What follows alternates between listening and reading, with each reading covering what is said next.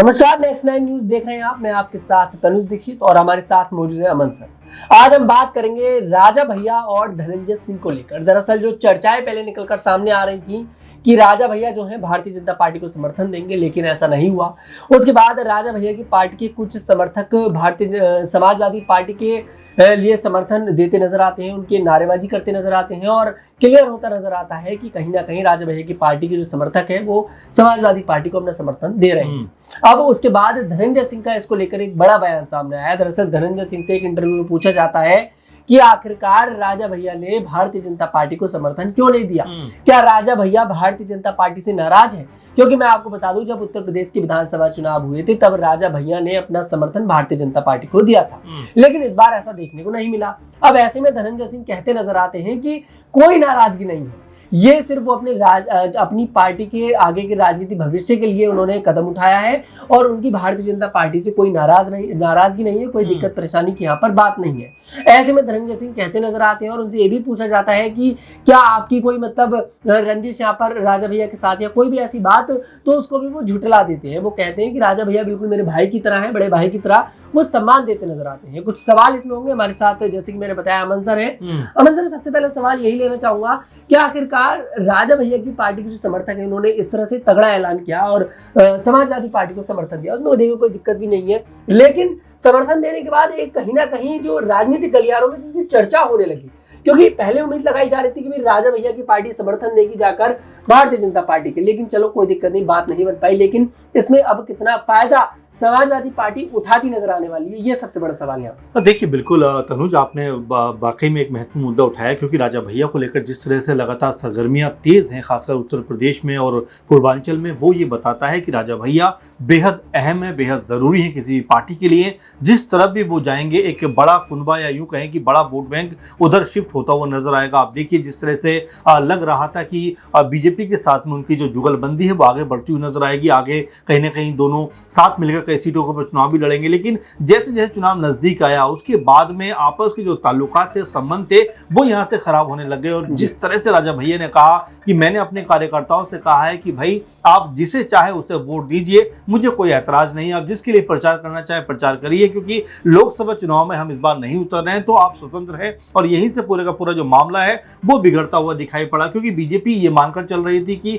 अमित शाह के साथ अगर राजा भैया की मुलाकात होती है तो सब कुछ सेटल हो जाएगा, कोई दिक्कत नहीं होगी, क्योंकि अमित शाह को बीजेपी का चाणक्य माना जाता था। जो लगातार यही कहा जाता है कि जितनी भी कह सकते हैं रणनीति बनती हैं वो अमित शाह के हिसाब से बनती हैं या अमित शाह उसको खुद तय करते हैं। लेकिन क्या राजा भैया के साथ जो मीटिंग उनकी होती है, क्या उनकी रणनीति यहाँ पर फेल होती हुई दिखाई पड़ती है? आप देखिए कि जिस तरह से राजा भैया ने जो फैसला किया, जिस तरह से उन्होंने अपनी बात रखी कि मैंने अपने कार्यकर्ताओं से मीटिंग की है और मीटिंग के बाद मैंने ये फैसला किया है कि सब कार्यकर्ता और समर्थक मेरे जितने भी हैं वो सब आज़ाद हैं, स्वतंत्र हैं, जिसको चाहे वोट कर सकते हैं, जिसके पक्ष में जाके खड़े होना चाहे खड़े हो सकते हैं। तो आप समझ सकते हैं यहाँ पर बीजेपी को उन्होंने करारा झटका दिया है। उन्होंने बीजेपी की खिलाफत भी नहीं की है तो बीजेपी का समर्थन देने की बात भी नहीं की है। तो ऐसे में आप समझ सकते हैं कि जो बीजेपी के पक्ष में थे, अगर वो इस तरह की बात करेंगे तो इसका सीधा सीधा फायदा इंडिया गठबंधन या फिर सपा को होता हुआ नजर आएगा। आप देखिए, कई जगह पर ऐसी नारेबाजी हुई है, ऐसे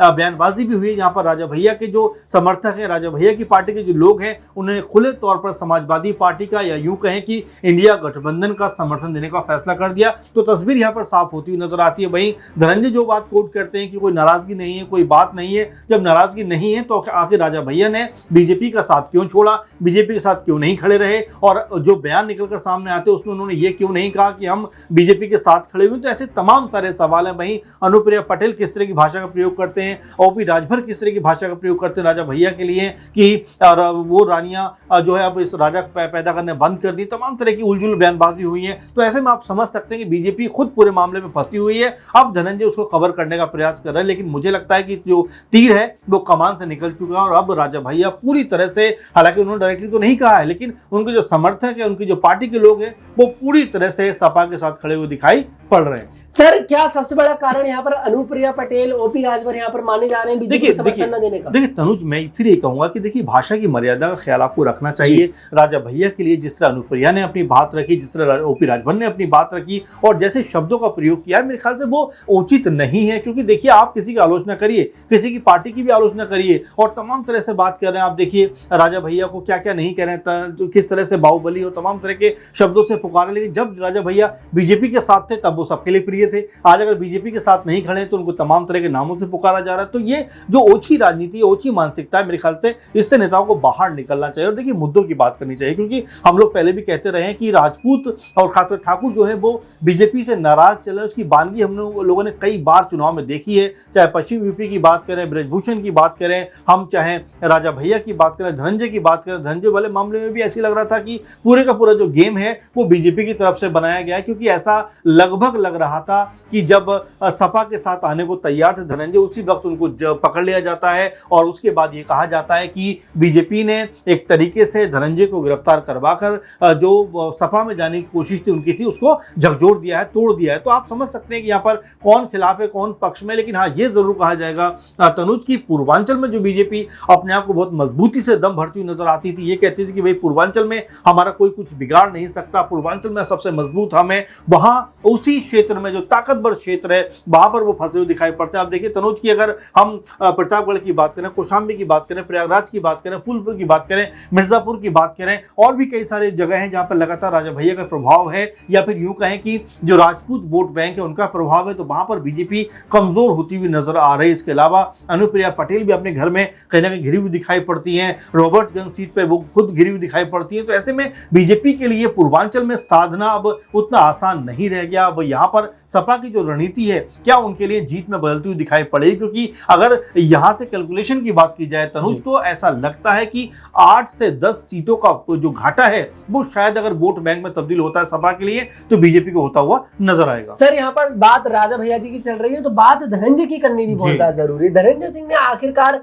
एंड टाइम पर इतना बड़ा फैसला ले लिया, बीजेपी पार्टी को समर्थन दे दिया। उनकी पत्नी तो पत्नी जो थी बीजेपी पर आरोप लगा रही थी मंगलसूत्र को लेकर, मेरे पति की जान को खतरा है, जेल के अंदर, इस तरह की बातें करती नजर आ रही थी। आज उसी पार्टी के साथ खड़े हैं वो। देखिए तनुज, यही होता है राजनीति में। यही आपसे कह रहा हूँ कि कल तक आपके साथ थे तो सब कुछ प्रिय था, लेकिन जैसे आपसे अलग हुए तो आप तमाम तरह के शब्दों का प्रयोग करना शुरू कर देते हो। कल तक अगर श्रीकला बीजेपी के खिलाफ थी तो बीजेपी के ऊपर तमाम तरह के आरोप लगा रही थी, लेकिन जैसे बीजेपी के साथ में उनकी नजदीकी होती है वो तमाम सारे जो आरोप है वो भूल जाती है। तो आप समझ सकते हैं कि राजनीति का जो स्तर है वो किस तरह से बदलता हुआ दिखाई पड़ता है। क्योंकि ऐसा कहा जाता है कि राजनीति में कोई भी चीज परमानेंट नहीं है। जो आज आपका दुश्मन है वो कल आपका दोस्त हो सकता है, जो दोस्त है वो कल आपका दुश्मन हो सकता है। यानी पॉलिटिकल दुश्मन की बात कर रहे हैं हम। तो ये अब बारंबार देखने को मिलता रहा और मुझे लगता है कि जिस तरह धनंजय ने जो बात कही है वो कवर अप करने की कोशिश कर रहे हैं, लेकिन अब मेरे ख्याल से देर हो चुकी है यहाँ पर। क्योंकि राजा भैया ने या उनके समर्थकों ने कहें तो खुले तौर पर बिगुल फूंक दिया है और इस बिगुल का कितना फायदा सपा को होता हुआ नजर आता है ये देखने वाली बात होने वाली है।